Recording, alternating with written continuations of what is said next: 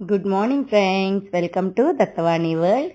మనం రోజు కూడా తినే పల్లీ చట్నీ, టమాటా చట్నీ, ఇంకా పుట్నాల చట్నీ, కొబ్బరి చట్నీ తిని తిని టిఫిన్లోకి బోర్ కొడుతుంది కదా. కొంచెం డిఫరెంట్గా ఉల్లిపాయ పచ్చడి చేసుకోవడం ఎలాగో చెప్తాను. ఉల్లిపాయ పచ్చడి ఏంటంటే ఇది చపాతీలోకి, అట్లోకి, ఇడ్లీలోకి, అన్నంలోకి కూడా బాగుంటుంది.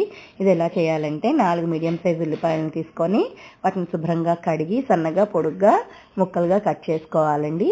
ఇలా కట్ చేసుకున్న తర్వాత స్టవ్ వెలిగించి మూకుడు పెట్టుకొని దాని మీద ఆ స్టవ్ వేడైన తర్వాత తగినంత ఆయిల్ పోసుకొని, ఎక్కువ ఆయిల్ వాడాల్సిన అవసరం లేదండి. కొంచెం ఆయిల్ వేసుకొని ఆయిల్ మరిగిన తర్వాత దాంట్లో కొద్దిగా మెంతులు ఎందుకంటే కమ్మటి వాసన వస్తాయి, ఫ్లేవర్ కూడా బాగుంటుందని నేను మెంతులు వాడానండి. కొంచెం మినపప్పు, కొద్దిగా జీలకర్ర, కొద్దిగా శనగపప్పు, కొంచెం ధనియాలు, ఇంకా ఒక 6 ఎండుమిరపకాయలు వేసుకొని బాగా వేగనివ్వాలి. ఆ పోపు అంతా బాగా వేగిపోయిన తర్వాత అందులో కొద్దిగా ఇంగువను కూడా వేసుకోవాలి ఫ్రెండ్స్. ఇంగువ ఏంటంటే ఆరోగ్యానికి, డైజెషన్కి చాలా మంచిది. అందుకని నేను ప్రతి దాంట్లో కూడా ఇంగువ వాడతాను. ఫ్లేవర్ కూడా చాలా బాగుంటుంది.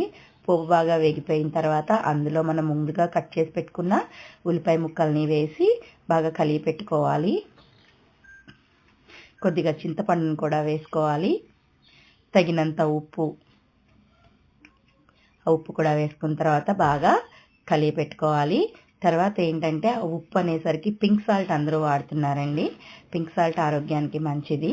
అది కానీ గడ్డలుప్పు అంటారు కదా, అదైనా సరే వాడుకోండి ఫ్రెండ్స్. పసుపు వేసుకోవాలి. కొంచెం బాగా కలిపి పెట్టుకొని ఈ పచ్చడంతా కూడా సిమ్లో చేసుకుంటే మంచిది. సిమ్లో పెట్టుకోవాలి. మధ్య మధ్యలో మూత తీసి ముక్కలు మగ్గాయా లేవా అని చూసుకుంటూ కలుపుకుంటూ ఉండాలి.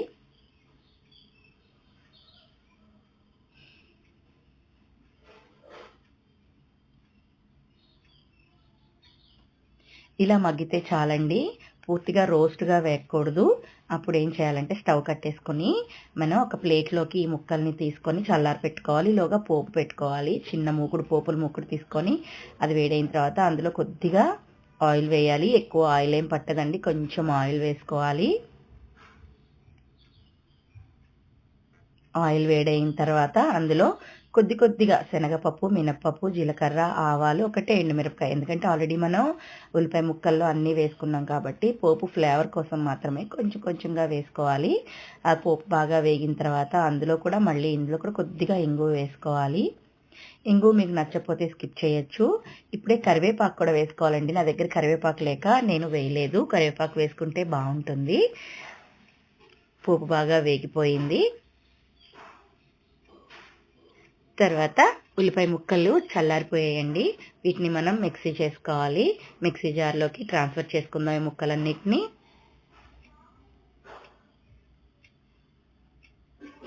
బాగా మిక్సీ చేయాలి. అది గట్టిగా ఉండి బ్లేడ్లు తిరగకపోతే మిక్సీలో కొద్దిగా వాటర్ వేసుకోవాలండి. వాటర్ వేసుకొని బాగా మెత్తగా చేసుకోవాలి. చేసుకున్న తర్వాత దాన్ని ఒక గిన్నెలోకి ట్రాన్స్ఫర్ చేసుకొని మనం ఆల్రెడీ పోపు సిద్ధం చేసుకున్నాం కదండి, ఆ పోపుని అందులో వేసుకొని బాగా కలుపుకోవాలి. ఇప్పుడు చపాతీలో, అన్నంలో తినేవాళ్ళైతే ఆ గట్టిదనం సరిపోతుంది. లేదు, నేనైతే మినప రొట్టెలోకి చేసుకుంటున్నాను ఇది కాబట్టి కొద్దిగా నీళ్ళు వేసుకుని కొంచెం పలచం చేసుకుంటాను. అదే ఇడ్లీలో, అట్లో తినాలనుకుంటే ఇంకా పలచం చేసుకుంటే బాగుంటుంది. అంతే అండి, చాలా సింపుల్గా ఈజీగా రెడీ అయ్యే ఉల్లిపాయ పచ్చడి రెడీ అయిపోయిందండి. ఇంకా నేను ఎన్నో వంట వీడియోలు మీకు అందించాలి అంటే please like, share, subscribe to my channel అండి.